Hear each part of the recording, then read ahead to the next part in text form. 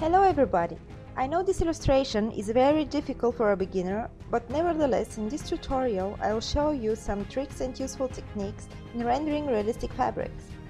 As I was running out of time, I decided to help myself this time by transferring the outlining of the figure to my paper instead of drawing it completely freehand. Just to make you better understand, I spent 3 days in a row just to color this illustration, altogether about 6 hours of work. If I had to sketch it freehand, I would have spent about a week to get him look like Richard Armitage, and I really wanted him to look like him. Now let's begin with the face. I'm completely filling in his face with burnt sienna by leaving out only the eyes. And as I always say, you got to be bold with coloring at first before you go on with elaborating the details. The first step is going to be the rendering of the shadows in his face. As about how to shade and render a face, I'll make a separate tutorial dealing only with this topic. The best part of watercolors is that they dry transparent, so you can apply several layers of the paint, and by doing this you can change the hue of the color. If you're following my videos for longer now, you know that my favorite technique to blend watercolors is to use 2 brushes at the same time, the one loaded with the actual color, the other one loaded with clear water. When I apply the color, I use the second brush to blend it.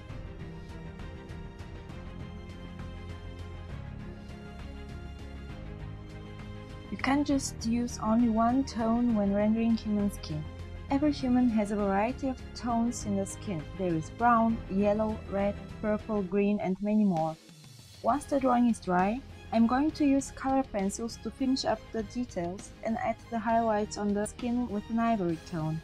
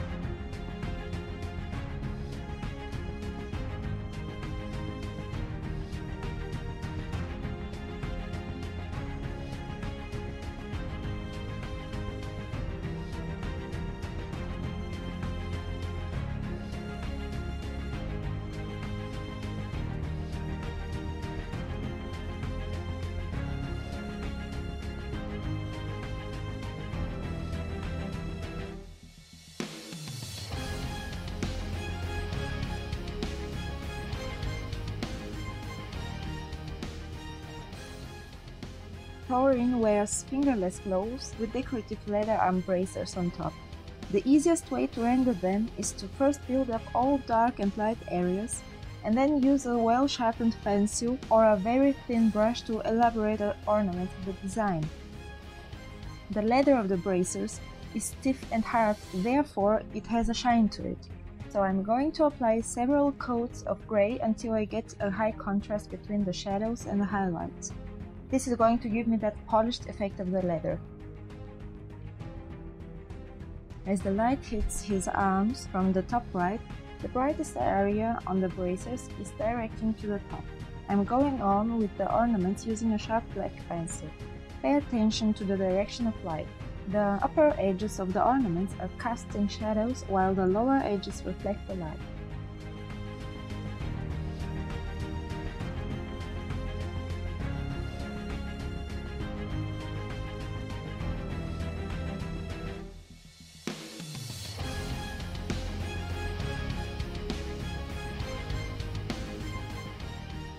The secret to realistic renderings is to deepen the shadows and work out all the highlights, and the richer the colors, the realistic the illustration. So if you want a realistic rendering, then repeat the process, add more layers, play even more with highlights and shadows, deepen the contrast and add more color until you get the effect you're really searching for. Here you can see once again my favorite technique to use 2 brushes at the same time. The one to apply the color, the second one to blend it.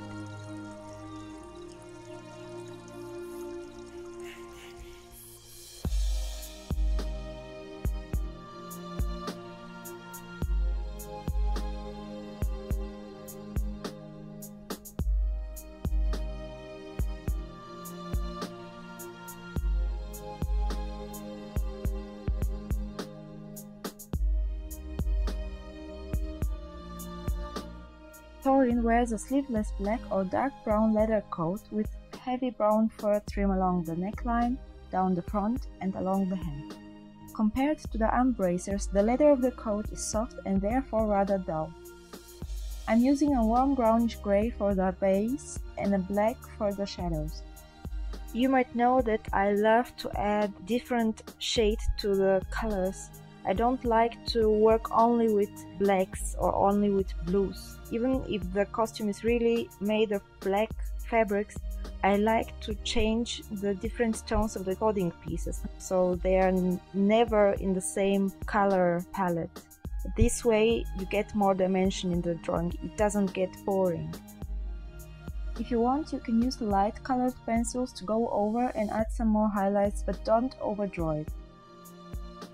The trick with fur is to apply the color on wet paper or the other way around, like shown here. Apply some color here and there, spray clean water over it and let the color run in all directions.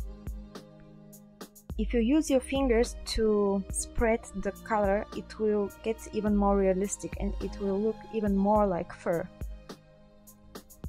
You can of course add another color, for example a darker one, to deepen the shadows and use the wet surface to blend it into the already applied color.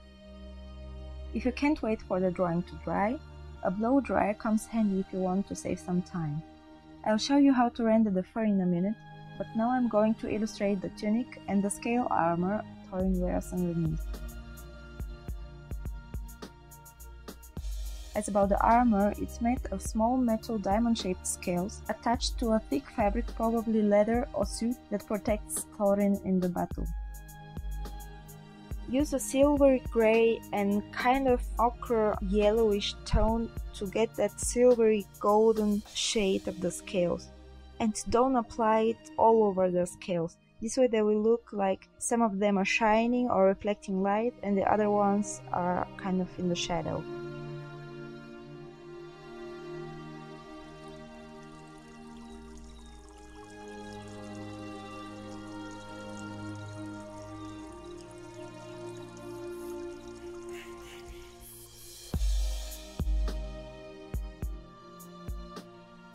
The tunic is made of a heavy deep blue velvet fabric. It's very easy to illustrate velvet, you just need the actual color of the fabric and pure black to add shadows.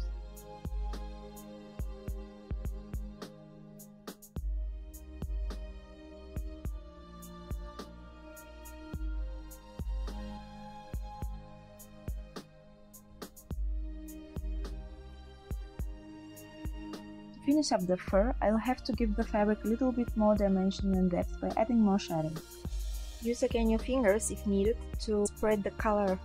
Now if you're a beginner, this might be enough for you because it already looks like fur. But if you want to go a step further, you can use color pencils to work out individual hairs.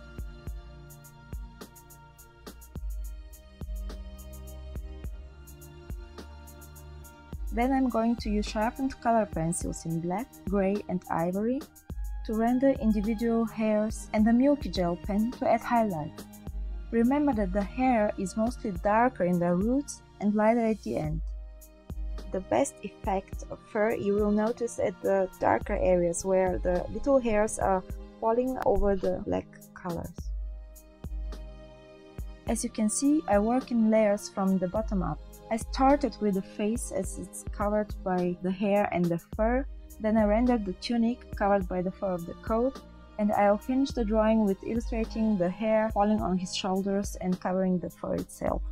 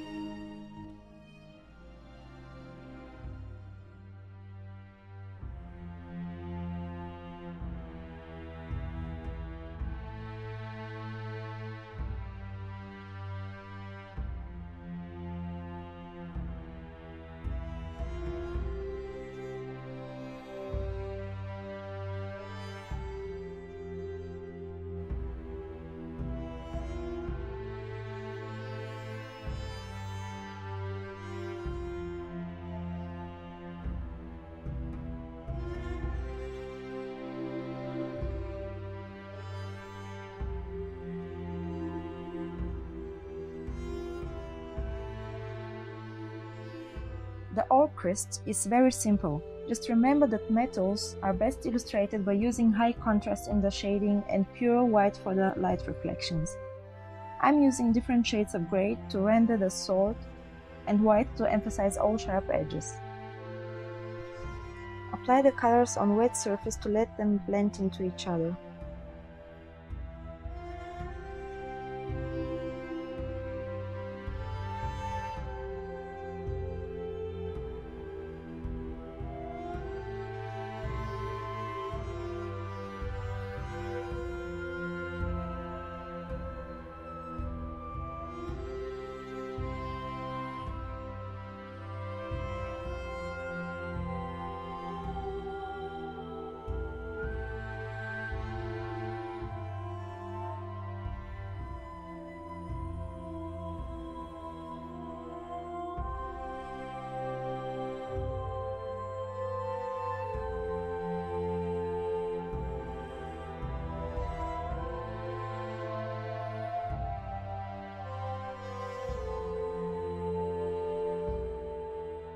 Use a well-sharpened black pencil to work out any small details.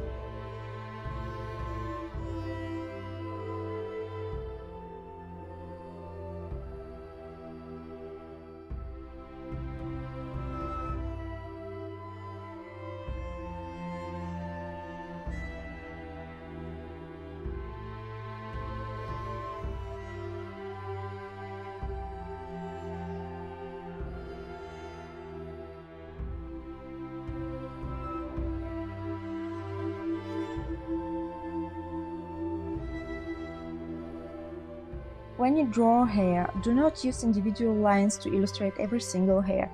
That will look fake and unnatural.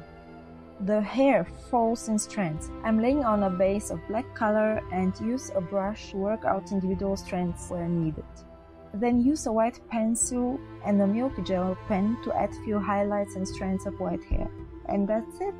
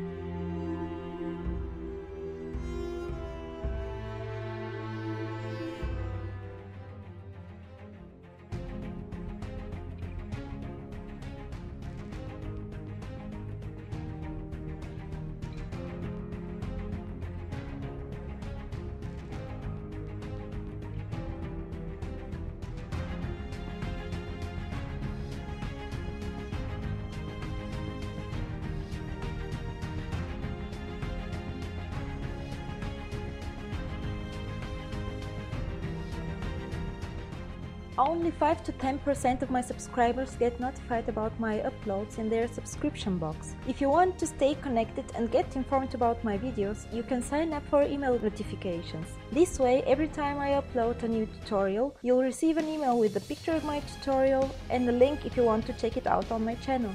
To activate this option, you have to subscribe if you're not a subscriber yet, then click on the icon next to the subscribe button and check the box to receive email notifications about new uploads. Of course, feel free to browse through my videos and share them on your social networks or embed them in your website or blog.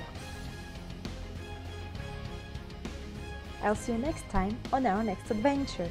Bye!